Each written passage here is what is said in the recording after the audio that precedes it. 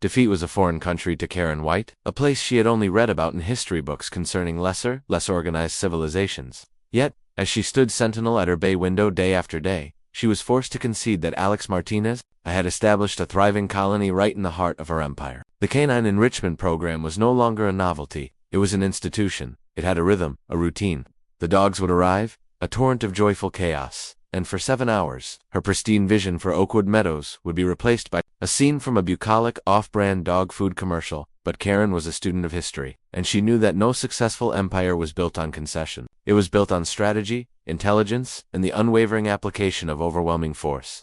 The first phase of her counteroffensive, therefore, would be one of surveillance. She purchased a pair of high-powered birdwatching binoculars and a digital camera with a telephoto lens that looked vaguely militaristic. From the command center of her living room window, she became the unofficial documentarian of the barking paradise. She kept a logbook, a thick leather-bound journal with record of infractions embossed on the cover in gold leaf. 9:14 a.m. Subject rusty golden retriever. Henderson executed a digging motion with its left forepaw for approximately 12 seconds, displacing a non-trivial amount of topsoil. Photographic evidence logged as Exhibit A, 10:02 a.m. 22. Unidentified small terriers engaged in what can only be described as a frenzied yapping fit, exceeding the 60 decibel limit for sustained noise as outlined in Bylaw 7C. Duration, 45 seconds. Video evidence captured, 11:30 a.m. Subject, Zeus Great Dane. Miller urinated for an unseemly length of time upon the future site of the Whispering Creek water feature. The sheer volume suggests a potential violation of public decency, though the bylaws are regrettably silent on this specific matter. A future amendment is warranted. Her days took on this new, obsessive structure. Richard would leave for his job at the financial firm, and Karen would assume her post. She cataloged every bark, every dig, every inappropriate sniff. She took photos of residents who failed to scoop waste with what she deemed sufficient alacrity. She documented the tire tracks left on the curb by the influx of cars. As some residents from the far side of the development now drove to the park, the binder of evidence grew thick and heavy, a testament to the rampant disorder she was forced to witness. But surveillance alone was not enough. It was a passive act, and Karen was a woman of action. If she couldn't dismantle Alex's program head-on, she would wage a war of attrition. She would remind the residents of Oakwood Meadows that while Alex Martinez might be the fun-loving camp counselor of the dog park, she was still the head of state. She was the one who controlled the very ground beneath their feet. Her campaign of petty tyranny began on a Wednesday. Armed with a clipboard and a roll of garish orange violation stickers, she patrolled the neighborhood in her golf cart with the grim determination of a tax auditor. Her targets were selected with strategic precision. Anyone she had seen laughing too heartily at the dog park was now on her WATCHLIST. She stopped at Mr. Henderson's perfectly nice home. His sunset gold marigolds had been replaced with approved white petunias, but his lawn featured a small, whimsical gnome fishing in a non-existent pond. "Douglas," she said, not bothering to get out of her cart as the old man came to his door. "Karen," he replied, his voice wary. His golden retriever, Rusty, poked his head out and gave a friendly woof. Karen glared at the dog until it retreated. Article V, Section 8A. Unapproved yard statuary, she announced, scribbling furiously on her violation notice. "The gnome is an unapproved modification. You have 48 hours to remove it, or you will be fined $100. But I've had that gnome for 20 years. My grandchildren gave it to me." Sentiment, as we've previously established, is not a valid basis for a CC&R exemption, she said, tearing the notice from her pad and affixing it to his mailbox. "Have a nice day." Her reign of terror continued. Mrs. Gable was cited for having a garden hose that was not coiled in a perfectly concentric circular pattern. The Miller family, owners of the Great Dane with the prodigious bladder, were fined for a hairline crack in their driveway pavement. A family 2 streets over was issued a stern warning because their children's basketball hoop was 1 inch too close to the sidewalk. The effect was not what she intended. She had hoped to sow discord, to make the residents resent the dog park, and the scrutiny it had brought upon them. Instead, she united them. The orange violation stickers became a bizarre badge of honor. A new private chat group sprang up, Karen's Victims, where residents shared photos of their citations and mocked her obsessive enforcement. Her attempts to crush their spirit only seemed to strengthen their resolve. They paid the fines, removed the gnomes, and coiled their hoses. But every day, they still showed up at the dog park, their defiance now tinged with a shared, rebellious humor. Karen had made herself the villain in their story, and they were starting to enjoy it. Richard saw the change in her. He saw the logbook, the binoculars, the stack of violation notices on the dining room table. He saw the fire in her eyes, which had once been about passion for order, and now looked more like a fever of obsession. One evening, he found her in the living room, which she had converted into a full-blown war room. Photos of dogs and their owners were pinned to a large corkboard, connected by a web of red yarn that seemed to map out some grand, nefarious conspiracy. "Karen," he said softly, standing in the doorway, "what is all this?" "This, Richard, is evidence," she said without turning around. She was labeling a photo of a beagle. "This is the proof I need to show the city that this program is a public nuisance. It's a health hazard. It's an unregistered, unregulated kennel operating on public land. It's a dog park. Honey, the neighbors are having fun. Fun is chaos," she snapped, whirling around to face him. Her face was pale, her eyes burning with intensity. "It's the breakdown of standards. Do you know what I saw today?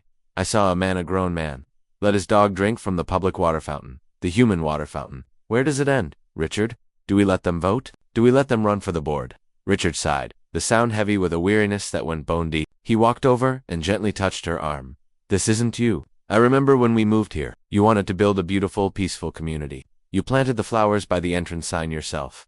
When did it become this anger? It's eating you alive." Karen snatched her arm away, as if his touch had burned her. "Don't you dare patronize me. You don't understand what's at stake. I am defending the very principle of order, the fabric of this community. While you're at your office pushing papers, I am on the front lines, fighting against the tide of mediocrity and decay. Alex Martinez and his four-legged army of anarchists represent everything that is wrong with the world today. A lack of respect for rules, for authority, for beauty. He's just a guy who likes dogs. Karen, he's a revolutionary," she shrieked, her voice cracking, "and he is trying to overthrow everything I have built." Richard stared at her, his expression a mixture of pity and fear. He saw the woman he married, but she was trapped behind a wall of bylaws and fury. "The Serenity Plaza," he said quietly. "Is this still about the gazebo, or is this about you losing control?" The question hung in the air between them, sharp and deadly as a shard of glass. For a moment, Karen's facade cracked. A flicker of vulnerability, of raw, wounded pride, crossed her face. She looked at the crazed map of dogs and yarn, at the logbook, at her reflection in the dark window, and a sliver of doubt pierced her armor. Then, just as quickly, the armor resealed. Doubt was a weakness. Concession was defeat. "You should go to bed, Richard," she said, her voice flat and cold. "You have to be up early to push your papers." He didn't argue. He just gave her one last sad look and walked out of the room. The silence he left behind was heavier than any argument. Karen stood alone in her war room, the red yarn casting spidery shadows on the wall. She felt a pang of loneliness so sharp it stole her breath. But she pushed it down, burying it under a fresh layer of righteous anger. Richard didn't understand the burden of leadership. No one did. She was alone in this fight, and so be it. Next morning, she put on her most severe navy blue suit, gathered her binder of evidence, and drove to the county municipal building. It was time to take this war to the next level. She found herself in the drab linoleum-floored office of the Department of Code Enforcement, facing a man named Barry, whose physique and general enthusiasm for life suggested he was powered by lukewarm coffee and regret. Karen laid out her case with the precision of a prosecuting attorney. She presented the binder, opening it to specific exhibits. "As you can see, Barry," she began, using his first name to establish a sense of collegial authority, "this is not merely a community gathering. This is an ongoing public health concern. Exhibit A, soil displacement, leading to potential pest infestation. Exhibit B, unchecked noise pollution. Exhibit C through F, repeated instances of improper waste disposal. I have video, photographic evidence, and a signed affidavit from myself attesting to the general atmosphere of unsettlement."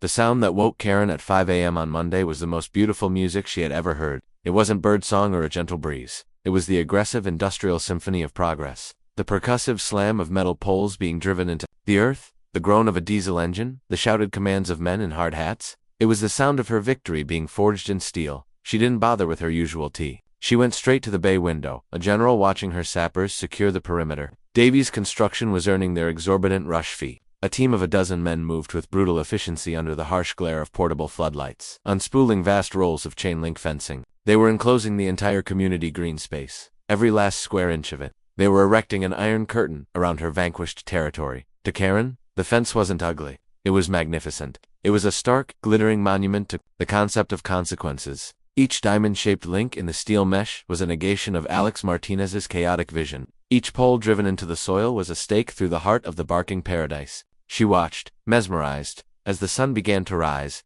its light glinting off the brand-new fence. It was perfect. It was orderly. It was finally under her control. By 8:30 a.m., the work was done. A continuous 8-foot-high wall of steel now encircled the lawn. Every 20 feet a stark white sign with bold red lettering was affixed to the mesh. Construction site, hard hat area. No trespassing violators will be prosecuted. By order of the Oakwood Meadows HOA board. She had timed it perfectly. At 8:45, the first of the dog walkers began to arrive. She watched with cold satisfaction as their cheerful morning gaits slowed to a halt. Confusion rippled through them first, followed by disbelief, and then a wave of palpable anger. They gathered at the newly installed gate, which was secured with a thick, unforgiving padlock. Their dogs, sensing their owner's agitation, began to bark and whine, their pleas echoing off the unyielding fence. Then, at 8:55, Alex Martinez arrived with his scruffy mutt. He stopped short, taking in the scene. The fence, the signs, the crowd of angry, confused neighbors. He looked from the padlock to Karen's house, his eyes locking onto her silhouette in the window. The pleasant, confident mask was gone. In its place was a look of pure, incandescent fury. He strode directly to her front door and pounded on it, the sound resonating through Karen's quiet, orderly home. She took a deep, calming breath, smoothed the front of her beige pantsuit, and opened the door. "Morning, Alex," she said, her voice a placid sea in his storm of anger. "Can I help you?" "What is this, Karen?" he demanded, gesturing wildly at the fence. "What in the hell is this?" "That," she said, allowing a small, triumphant smile to touch her lips, "is the official commencement of the Serenity Plaza construction project. As you know, it's a major undertaking. For liability and safety reasons, the board is required to secure the entire area. It's standard procedure. Standard procedure. You fenced off the entire park overnight without any warning. We had a program scheduled. Unfortunately, your program will have to be suspended indefinitely," Karen said, feigning regret. "The entire area is now an active construction zone. Our insurance carrier was quite insistent. I'm sure you understand. Safety first." The neighbors had drifted over from the fence and were now gathered on the sidewalk. Watching the confrontation, Mr. Henderson stood near the front, his old face etched with disappointment. "This isn't about safety, and you know it," Alex shot back, his voice low and shaking with rage. "This is retaliation.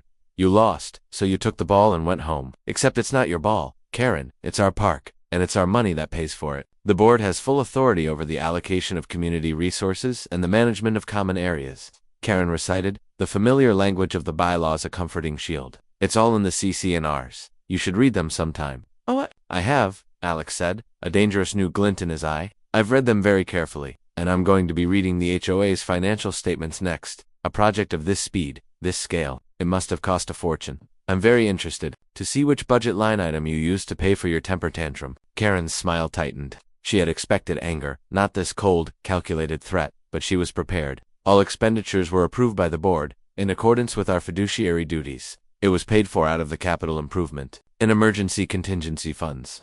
A gasp went through the assembled crowd. The contingency fund. That was for true emergencies, a burst water main, storm damage, a collapsed roof on the community center. "The contingency fund?" Alex asked, his voice dangerously quiet. "You declared a dog park an emergency? The potential for litigation from an accident on an unsecured, pre-construction site constituted an unacceptable risk," Karen said smoothly. "The board acted decisively to mitigate that risk. It was a prudent financial decision. She had one. The fence was up. The park was closed. She was on solid legal ground, wrapped in the impenetrable armor of bylaws and liability concerns." She looked past Alex at the faces of her neighbors. She saw anger, betrayal, and resentment, but she did not see anyone stepping forward to challenge her. They were defeated. "Now, if you'll excuse me," she said, her voice dripping with finality, "I have a project to oversee." She closed the door on Alex's furious face, the solid click of the lock sealing her victory. The house was quiet again, but the silence felt different. It felt heavy, brittle.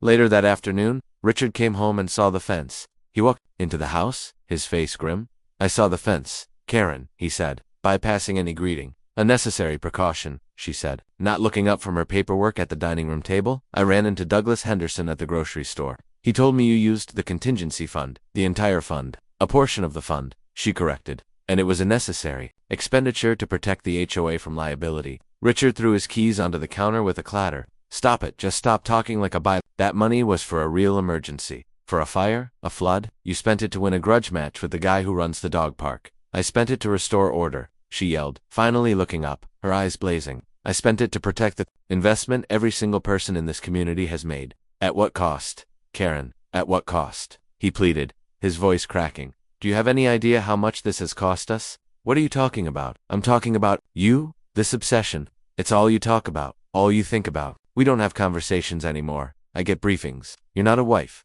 You're a dictator in a pantsuit. I miss the woman I married." His words struck a nerve, a raw, painful one that lay deeper than she wanted to admit. She felt a sudden, dizzying flash of memory, a younger Karen, standing on a half-finished construction site 20 years ago, the smell of wet concrete and failure. Her former boss, his face purple with rage, screaming at her. The oversight was your job, Karen. Your job? This entire project is ruined because you didn't control the details. She had been a project manager, a rising star at a major development firm. A bridge abutment had failed due to a subcontractor cutting corners on the concrete mix, a detail her team had missed. The project was delayed by a year, costing millions. She was fired, publicly disgraced. The chaos of that failure had scarred her, leaving her with a pathological need for absolute control. She would never let a detail slip again. Never. You don't understand what it takes, she said to Richard, her voice now a low, trembling whisper.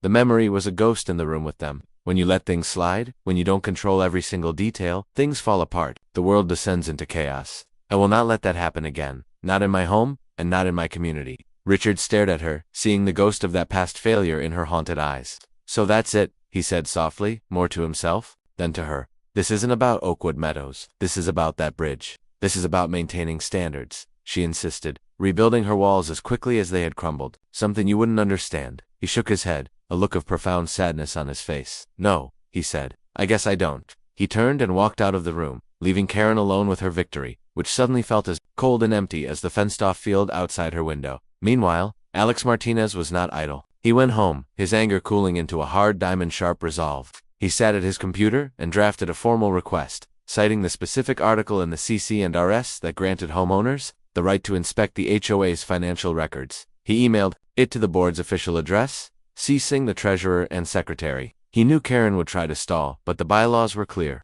She had to comply within 10 business days. For the next week, an uneasy quiet fell over Oakwood Meadows. The dog park was gone. The morning gatherings were replaced by a tense silence. Residents gave Karen a wide berth, their expressions ranging from hostile glares to fearful avoidance. The construction on the Serenity Plaza began in earnest. Bulldozers moved earth, and concrete was poured for the gazebo's foundation. Karen oversaw it all like a hawk, her presence a constant, intimidating reminder of who was in charge. On the 9th day, a thick manila envelope appeared in Alex. The petition lay on Karen White's dining room table, not as a symbol of her defeat, but as a formal declaration of war. The anger that had initially seized her had cooled, crystallizing into something far more dangerous. A cold, methodical resolve. They wanted to fight her in the arena of rules and procedures. Fine, she had built that arena. She had written its charter. She knew the location of every trapdoor, every secret passage, every structural weakness. Her war room transformed overnight. The corkboard with its web of red yarn was cleared away, the pictures of dogs and their traitorous owners unpinned and discarded. In their place, she erected a monument to governance. She printed out the entire Oakwood Meadows covenants, conditions, and restrictions, all 212 pages, and taped them to the wall. Beside them, she posted relevant sections of the state's Property Owners Association Act. Her dining room now resembled the office of a paranoid constitutional scholar. For 3 days, she barely slept. Fueled by black coffee and a burning sense of righteous purpose, she dissected every line of text. She cross-referenced clauses, highlighted ambiguities, and made copious notes in the margins. She was no longer just the president of the HOA. She was its foremost legal theologian, interpreting the sacred texts to serve her own divine right to rule. Richard moved around her in a wide, silent orbit. His attempts at conversation met with monosyllabic grunts. As she delved deeper into the legislative abyss, he was a civilian, and this was a matter for a wartime commander. Her first strategic move was to schedule the special meeting. The bylaws required her to do so within 30 days. She chose day 29. She scheduled it for a Tuesday at 2:00 p.m. It was a masterstroke of passive aggression, a time designed to be maximally inconvenient for the 925 working residents who formed the bulk of Alex's support, while being perfectly manageable for the handful of retirees who were still loyal to her. Her second move was more insidious. She discovered an obscure clause, Article 11, Section 7, which stated that the board had the right to establish and clarify procedures for voting by proxy to ensure the integrity of all elections. It was a piece of boilerplate language that hadn't been touched in 20 years. To Karen, it was a blank check. She spent an entire night drafting the official Oakwood Meadows special meeting proxy voting form and affidavit. It was a 4-page bureaucratic monstrosity. It required the homeowner's signature to be notarized. It demanded a photocopy of a government-issued ID and 2 separate utility bills to prove residency. It included a sworn affidavit stating that proxy voter had personally reviewed all 212 pages of the CC&RS within the last 30 days. It was a procedural minefield, designed to be so complex and burdensome that it would disqualify 90% of any attempted submissions on technicalities alone. She was not denying their right to vote. She was simply ensuring the integrity of the process. She was admiring her handiwork, a faint, proud smile on her lips, When Richard walked in, dressed for work, he stopped and stared at the forms fanned out on the table. "What is this, Karen?" he asked, his voice low. "This is the new proxy form," she said brightly. "I'm clarifying the process, ensuring there's no voter fraud." He picked one up, his eyes scanning the dense text and the requirement for a notary. His face, already etched with worry lines, seemed to age another decade. "Fraud, Karen, these are our neighbors. This isn't a form. This is an obstacle course. You're cheating?" The word hung in the air, ugly and sharp. "I am not cheating," Karen said, her voice turning to ice. "I am following Article 11, Section 7. I am protecting the sanctity of this vote from an impassioned, uninformed mob that has been whipped into a frenzy by a charismatic malcontent." "My God, listen to yourself." Richard's voice rose, filled with a desperate frustration. "A mob? That's Douglas Henderson you're talking about. That's the Gables. These people used to bring us Christmas cookies. You're not protecting anything. You're rigging an election because you're afraid you'll lose. This isn't who you are. This is exactly who I am," she shot back, standing up to face him. "I am the person who understands that. Without rules, without structure, there is only chaos. I am the only thing standing between this community and a tide of anarchy, whether it's ugly marigolds or financial mismanagement by people who don't understand the big picture. The only thing you're standing between is us, Karen," he shouted, his face flushed. He gestured around the room, at the bylaws on the wall, at the fortress of paper she had built around herself. "I can't find you in here anymore. The woman I married, she's gone. She's been replaced by a president." Karen's heart constricted, a sharp, painful pang of loss, but she couldn't show it. Weakness was a concession, and she would not concede. "If you can't support me, Richard, then you are a part of the problem." He stared at her for a long moment, his anger draining away, leaving behind only a deep, profound sorrow. "You're right," he said, his voice barely a whisper. "I can't." He turned and walked out of the room. She heard him go upstairs. She heard the sound of drawers opening and closing, the distinct zip of a suitcase. She stood frozen, her hands clenched at her sides, every instinct screaming at her to go to him, to stop him. But what would she say? That he was right, that she was lost. That was impossible. It would be an admission of failure. He came down the stairs a few minutes later, holding a small overnight bag. He didn't look at her. "I'm going to stay with my brother for a while," he said to the empty air in the hallway. "Call me when you remember who you are, Karen. Call me when you want your husband back more than you want to win." He walked out the front door, closing it softly behind him.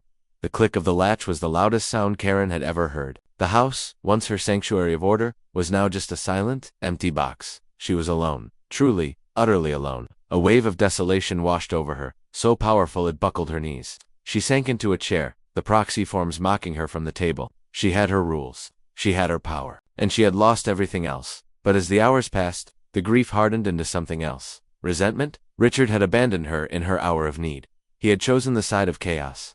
Fine. She didn't need him. She didn't need anyone. Her resolve, now brittle and sharp as glass, became her only companion. The official notice for the meeting went up, and the new proxy forms were mailed out. As Karen had predicted, the neighborhood's chat groups lit up with outrage at the new rules and the inconvenient timing.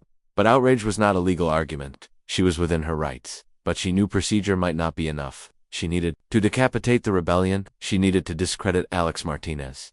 For 2 nights, she sat at her computer, not as a legal scholar, but as a private investigator. She sifted through public records, county business filings, and Alex's social media history. It was a grim, joyless task, a descent into a kind of squalor that made her feel unclean. And then she found it. A registered LLC, Alex Martinez, Creative Design.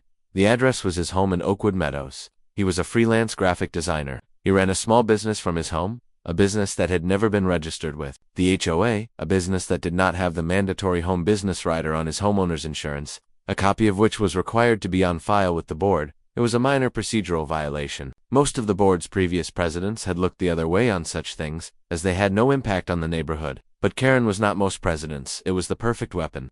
Alex Martinez, the man of the people, the champion of the rules, was a rule breaker himself, a hypocrite. She printed out the business filing, her heart pounding with a cold, grim satisfaction. She now had the ammunition she needed to turn the tide. The day of the special meeting was gray and overcast. Mirroring Karen's mood, she dressed in her most severe charcoal gray pantsuit, a piece of sartorial armor. The meeting was held in the smaller community center annex, a room designed for 60 people that now had over 100 crammed into it. The air was thick with hostility. Karen stood at the podium, a bastion of calm in a sea of angry faces. The meeting began with a furious debate over the proxy votes. Alex, acting as the rebellion's spokesman, presented a stack of over 30 proxy forms, arguing that while they weren't on the new form, they clearly expressed the homeowner's intent. "I'm sorry, Alex," Karen said, her voice amplified by the microphone. cool and clear. The board cannot accept these.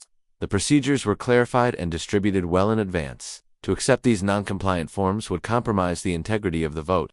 The room erupted in shouts of fix and rigged. Karen simply stood there and let the wave of anger wash over her. It couldn't touch her. She was protected by the rock of the bylaws. The proxies were disqualified. 30 votes for her removal, gone. The meeting proceeded. Alex and Mr. Henderson gave impassioned speeches, laying out the case against Karen. They detailed the misuse of the contingency fund, her campaign of petty fines, and her unilateral dictatorial actions. It was a powerful, compelling argument. Karen listened patiently, her face a neutral mask. Then it was her turn to speak. "Thank you, Mr. Martinez, for your passionate presentation," she began, her voice dripping with condescension. "You speak Here is the fifth part of the story, chronicling the unraveling of Karen's kingdom. Part 5. The court of public opinion victory was supposed to feel like vindication. It was supposed to be the quiet, satisfying hum of a world restored to its correct order. Instead, Karen White's victory felt like the profound, echoing silence of a tomb. In the days following the special meeting, she became a ghost in her own kingdom. When she walked the pristine uniform sidewalks of Oakwood Meadows, a strange, invisible force field would ripple out ahead of her. Conversations would cease. Neighbors would suddenly find something fascinating on their phones, or turn to inspect a perfectly healthy rosebush. They did not glare at her anymore. Anger required energy, and they were done wasting it on her. They simply erased her from their reality. She was a non-person. Her only solace was the construction site. The Serenity Plaza was rising from the churned-up earth, a testament to her unwavering vision. The foundation for the Harmony gazebo was a perfect circle of gray concrete. The trenches for the Whispering Creek water feature had been dug in elegant curving lines. She would stand for hours just inside the fence, her arms crossed, watching the workers. But even they treated her differently now. The friendly foreman who used to give her cheerful updates now communicated in clipped, formal sentences. The men would fall silent when she approached. She was the client, the authority, but she was also a pariah. The project, meant to be the jewel of the community, was being built in a quarantine zone of resentment. The silence of her house was the worst. Every creak of the floorboards, every hum of the refrigerator, was a reminder of Richard's absence. His side of the bed remained perfectly made. His coffee mug sat cold and unused on the counter. The emptiness was a physical presence, a house guest that had overstayed its welcome. After 3 days of this crushing solitude, she did something she had sworn she wouldn't. In a moment of acute weakness, her hand trembling, she called him. He answered on the second ring. "Hello, Richard," she said, her voice smaller than she intended. "It's me." "I know, Karen," he said. There was no warmth in his tone, only a deep, weary sadness. "I won, Richard," she said, the words sounding hollow even. To her own ears, the vote failed. "I'm still president. I'm seeing the project through." There was a long pause on the other end of the line. She could hear the faint sound of a television in the background. He was in his new life already. "That's nice," he said, with the same emotional investment one might use for a weather report. "I thought you would be pleased," she pushed, a desperate edge to her voice.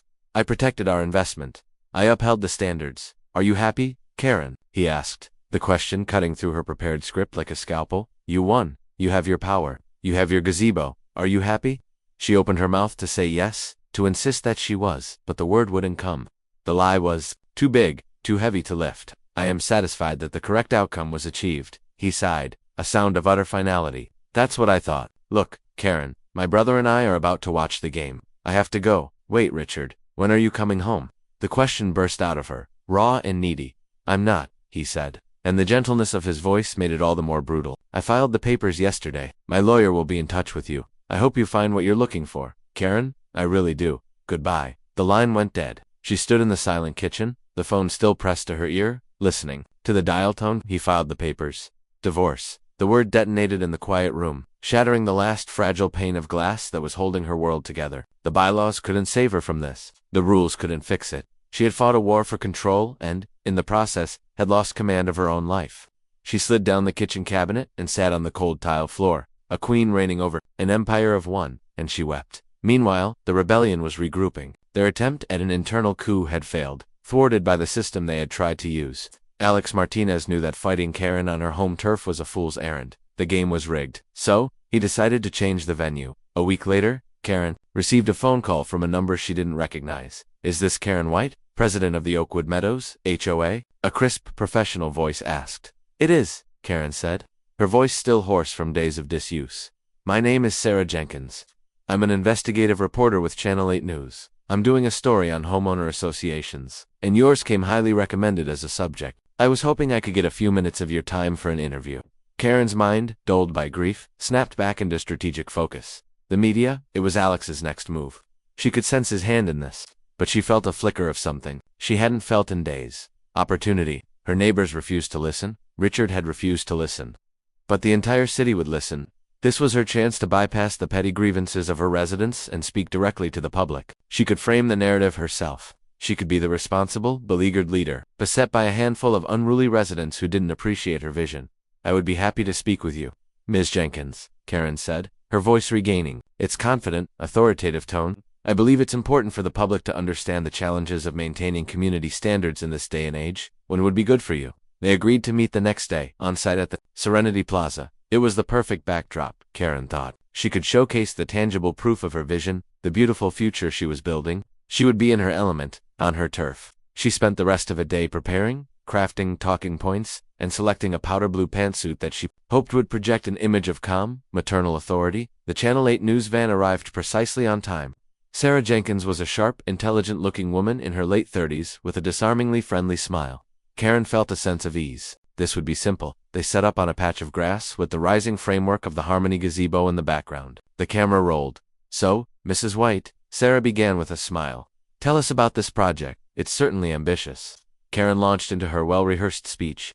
This is the Serenity Plaza. It's about creating a tranquil, beautiful space for our residents, a place that enhances not just their quality of life, but their property values. It's a testament to what a community can achieve when it's dedicated to a standard of excellence. A standard of excellence that came with a 40% dues increase and a special assessment? Is that right? Sarah asked, her smile never wavering. Excellence has a cost, Karen replied smoothly. It was a sound financial investment approved by the board. An investment some residents say they were not allowed to vote on, Sarah countered, her tone still pleasant. We spoke to over 24 of your neighbors, people like Douglas Henderson, a retiree who says the increase has put a significant strain on his fixed income. The camera zoomed in slightly on Karen's face. The board has the fiduciary duty to make executive decisions regarding capital improvements, Karen recited. And was it a capital improvement when you spent $85,000 of the HOA's emergency contingency fund on this fence? Sarah asked, holding up a copy of the financial statement Alex had provided.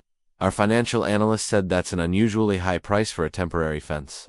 He also noted that the contingency fund is typically reserved for things like natural disasters, not for securing a planned construction site.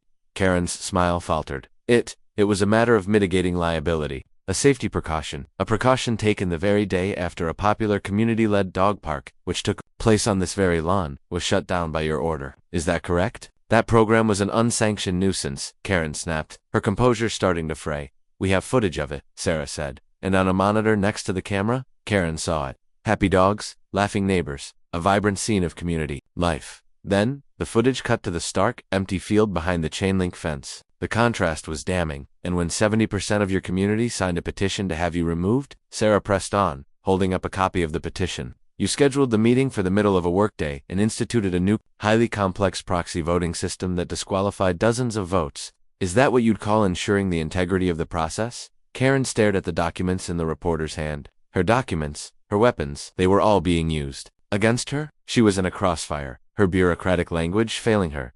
Those procedures were in accordance with the bylaws, she stammered. But were they fair, Mrs. White? Sarah asked, her voice quiet but piercing. Do you believe you are leading a community that wants you as their leader? Karen looked into the unblinking eye of the camera. She saw not just the lens, but the faces of all the people who would be watching. She felt a surge of white-hot fury. At this reporter, at Alex, at Richard, at all the ungrateful, short-sighted people who were trying to tear down everything she had built. This community doesn't know what it wants. She snarled, her voice rising, the powder blue suit failing to conceal the dictator within. It wants low dues and high services. It wants freedom without rules. It wants paradise without paying the price. I am the one making the hard decisions. I am the one protecting them from their own worst impulses. This